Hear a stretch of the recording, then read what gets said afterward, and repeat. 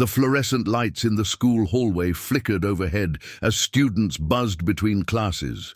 Lockers slammed, sneakers squeaked, and the din of teenage chatter filled the air. Madison walked alone, her worn-out hoodie pulled tightly over her head, hiding most of her face. She moved like a shadow, deliberately invisible, avoiding eye contact, hugging her backpack close. She had perfected the art of disappearing, but she couldn't disappear from them. Leaning against the lockers like they owned the place were three boys, Kyle, Nate, and Rico, notorious for tormenting anyone they saw as weak. Today, their eyes locked on Madison. "Yo, it's the ghost girl again," Kyle muttered, loud enough to be heard. He straightened up, stepping in front of her path just as she tried to pass. She stopped, expression blank, refusing to meet his gaze. "You ignoring me?" Kyle smirked. "Too good to say hi now?" Nate circled behind her and with a swift motion yanked her backpack strap. The weight shifted and slipped, falling to the floor with a loud thud. Her books and papers scattered like dry leaves in the wind. "Whoops," Nate said mockingly, grinning like he'd done something clever. "Clumsy little mouse." Madison crouched quietly and began collecting her things. She didn't respond, didn't flinch. Her fingers moved quickly, calmly, slipping the loose papers into her notebook with a focused rhythm. Rico snatched one of the sketchbooks lying nearby. "What do we have here?" he said, flipping through the pages, his brow raised. "Yo, she's got gloves and fight stances drawn in here." Kyle leaned over his shoulder. "What, are you a boxer or something now?" He snorted. "You couldn't punch your way out of a paper bag." Nate chuckled. "Yeah, maybe she plays Street Fighter at home and thinks she's Ronda Rousey." They all laughed, that loud, exaggerated kind of laughter bullies use to fill the silence around their own insecurities. Madison stood up slowly, her sketchbook now in Rico's hands. She reached for it, but he held it high over her head. "Say please," he teased, holding the book like a trophy. She stared at him for a long moment, just a steady gaze, no pleading, no fear. Then with a swift and precise move, so fast it barely registered, she snatched the book from his grip. Her hand moved like a whip, leaving Rico momentarily stunned. She didn't shove him, didn't fight, just reclaimed what was hers. Kyle blinked. "What the hell?" Still silent, Madison turned and began walking away. "Freak," Nate muttered behind her. They watched her go, chuckling to themselves, unaware of what they had just witnessed. The raw control behind her silence, the power restrained in her every movement. That evening, while the world above drifted into twilight, a very different Madison emerged in a very different place. An underground warehouse hidden in the industrial outskirts of the city came to life with electric energy. Bare bulbs hung low over a makeshift boxing ring surrounded by a buzzing crowd. Graffiti covered the concrete walls. The air smelled of sweat, adrenaline, and rust. In a corner of the ring, Madison stood in silence as her trainer wrapped her fists. No hoodie now, her short black hair tied back, eyes sharp as glass. "Same deal?" her trainer asked. She nodded once. "Keep your guard tight. They don't know what's coming." She climbed into the ring. The crowd roared. "And now," the announcer boomed, "she's back to defend her undefeated record, the silent storm of the underground scene, Madison Shadow Fist Wells."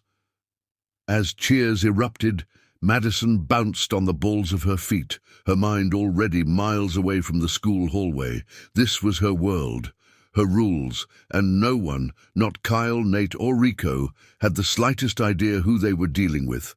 The school gym buzzed with excitement. Banners fluttered from the rafters, and the bleachers were packed with students eager to watch the annual Gloves Up exhibition, an event where students volunteered to box in a safe, supervised environment to promote confidence and sportsmanship. Most treated it like a joke, a chance to impress their friends or show off in front of a crowd. This year's favorite was Jake, a senior state wrestling finalist and Kyle's younger cousin. He had won 2 matches last year and strutted around like a hometown hero. Kyle, Nate, and Rico were already bragging on his behalf, jeering at the other students who, stepped into the ring. Coach Ramirez stood at the center of the gym floor with a clipboard, microphone in hand. All right, folks, we've got one last surprise match. We had a last-minute volunteer from the girls' roster. Students murmured and craned their necks to see who it was. Madison stepped out of the shadows of the bleachers, wearing a plain black athletic tee, hand wraps, and calm in every step. No hoodie, no hiding. Gasps rippled through the gym. Laughter followed, mostly from Kyle's group. "You gotta be kidding me," Rico chuckled. Kyle's face twisted into disbelief. "What is she doing here?"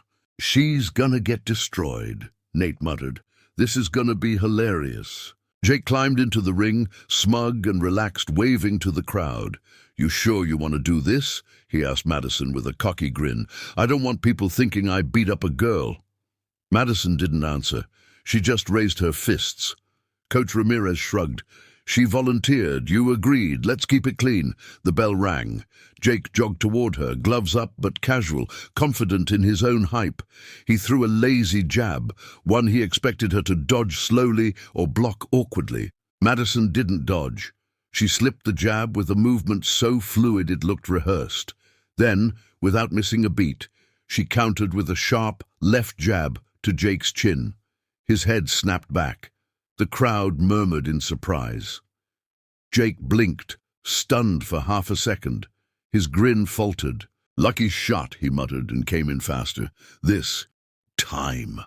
Madison moved like water, stepping aside, pivoting on her heel, slipping under his right hook, then landing a brutal body shot that made Jake grunt and backpedal. The room grew quieter. The jeers died down. She advanced now, precise and unrelenting. She didn't swing wildly. Every punch was measured, timed, placed like a chess piece. Jab, slip, hook, step back, jab again.